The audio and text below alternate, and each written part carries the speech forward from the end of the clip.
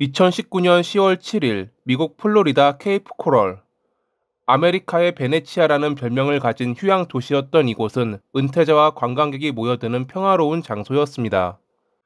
하지만 이날 이곳은 피와 공포로 얼룩지게 됩니다. 그 중심에는 웨이드 윌슨이라는 남성이 있었습니다. 과거부터 폭력 전과와 약물 문제를 가지고 있던 그는 2명의 여성을 살해하며 나쁜 사람이 되었죠.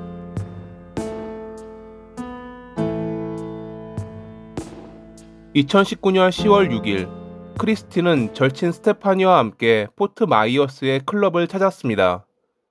그녀는 평소 활달하고 웃음이 많아 친구들 사이에서 늘 분위기 메이커로 통했습니다. 이날 그녀는 흘러나오는 음악에 맞춰 춤을 추며 즐거운 시간을 보내고 있었습니다. 그때 한 남자가 다가왔습니다. 검은 셔츠에 단정한 머리, 자신감 넘치는 눈빛. 그는 JR이라고 자신을 소개했습니다. 실제로 그의 이름은 웨이드였지만 언제나 그는 가명을 사용해 여성들에게 접근했습니다. 그는 농담을 던지며 그녀를 웃게 만들었고 2사람은 자연스럽게 가까워졌습니다. 다음 날 새벽, 그들 3명은 웨이드의 친구 제이슨의 집으로 이동해 술을 마시며 새벽 시간을 보냈습니다. 시간이 흐를수록 크리스틴과 웨이드는 더 가까워졌고 단둘이 있고 싶어 했습니다. 6시 무렵 스테파니는 집으로 돌아가며 크리스틴에게 내일 얘기하자라는 말을 남겼습니다. 그녀가 본 크리스틴의 마지막 모습은 환하게 웃는 얼굴이었습니다.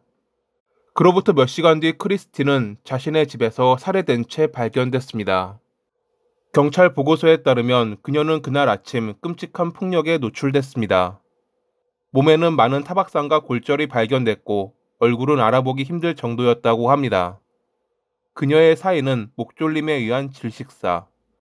범인은 그녀를 잔혹하게 구타한 뒤 2손으로 목을 졸라 생명을 빼앗았습니다. 경찰은 스테파니의 증언을 바탕으로 JR이라는 남성을 유력 용의자로 특정해 쫓았습니다. 그로부터 몇 시간 뒤 경찰서로 자신의 아들인 웨이드가 2명을 살해했다는 한 남성의 전화가 걸려옵니다. 경찰은 곧 그가 JR이라는 걸 알게 됐고 그의 아버지가 알려준 장소에서 웨이드를 발견해 체포했습니다. 신문 중 그는 자신이 스테파니는 물론 또 다른 여성도 살해했다고 진술했습니다. 범행 당일 그는 첫 범행을 저지른 뒤 스테파니의 차를 훔쳐 주변을 달렸습니다. 그러던 중 출근을 위해 집을 나서던 다이앤을 발견했고 길을 묻는 척하며 그녀를 차에 태웠습니다.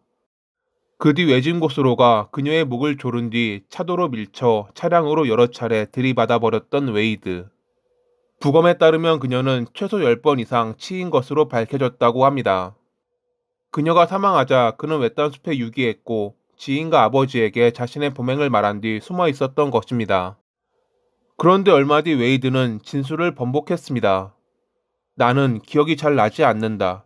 약 때문에 제정신이 아니었다. 누군가가 나를 함정에 빠뜨렸다. 내가 희생양이다. 그의 진술은 계속 바뀌었고 일관성이 없었습니다. 어떤 날은 모든 범행을 인정했다가 다음 날에는 완전히 부인하는 시기였습니다. 경찰은 그의 태도를 책임 회피로 규정했습니다. 그는 이미 과거 폭행, 절도 등 여러 차례 경찰에 체포된 전력이 있었고 늘 자신의 잘못을 부인하거나 변명하는 습관이 있었습니다. 특히 그의 전 여자친구 밀라는 그에게 반복적으로 폭행당하고 성적으로 괴롭힘 당했다고 증언했습니다. 밀라는 그를 고소했지만 몇 차례는 그를 용서하며 다시 관계를 이어갔습니다. 결국 이 반복된 폭력의 패턴이 크리스틴과 다이앤에게까지 이어진 셈이었습니다. 사건이 언론에 보도되자 지역사회는 충격에 빠졌습니다. 평화롭던 케이프 코럴에서 2명의 여성이 하루 만에 살해됐다. 언론은 연일 이 사건을 헤드라인으로 다뤘습니다. 마블 캐릭터 웨이드 윌슨과 이름이 같다는 이유로 언론에선 그를 데드풀 살인범이라고 불렀죠.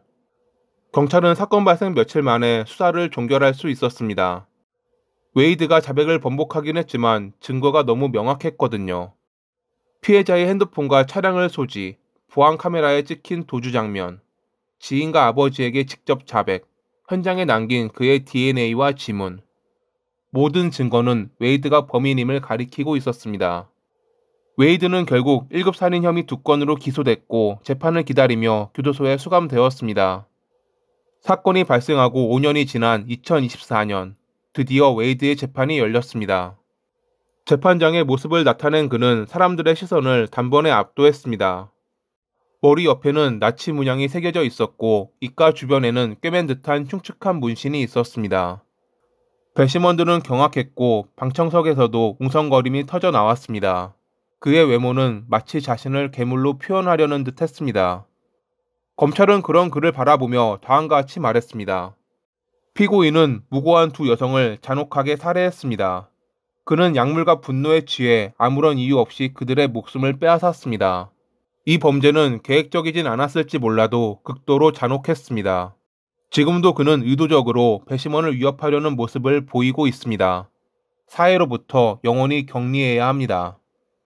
검찰은 이어 사건 현장 사진을 공개하며 그가 저지른 범행에 대해 자세하게 설명했습니다. 법정 안은 정적에 잠겼습니다. 피해자 가족들은 눈물을 터뜨렸고 일부는 차마 고개를 들지 못했습니다. 변호 측은 그의 약물 문제와 정신 상태를 강조하며 사형은 과도한 형벌이라고 주장했습니다. 그는 사건 당시 약에 심하게 취해 있었습니다. 그는 충동적이었고 스스로 제어할 수 없는 상태였습니다. 검찰은 즉시 반박했습니다. 그가 마약을 했든 하지 않았든 두 여성은 잔혹하게 살해당했습니다. 범행 직후 피해자의 핸드폰과 차량을 훔쳐 달아났다는 건 명백히 자신의 범행을 인식하고 있었음을 보여줍니다. 변호 측은 마지막까지 심신미약을 주장했지만 배심원단은 2시간도 채 안 되어 유죄를 판결했습니다. 판사는 조용히 판결문을 읽었습니다. 웨이드 윌슨, 당신은 2건의 1급 살인죄로 기소됐습니다. 배심원단의 판결에 따라 법원은 당신에게 2건의 살인죄에 대해 각각 사형을 선고합니다. 선고가 내려지자 피해자 가족들은 오열했고 일부는 드디어 정의가 실현됐다라며 안도했습니다. 사형 집행일은 정해지지 않았지만 판결이 내려진 순간부터 그는 이미 사회에서 완전히 지워진 존재였습니다.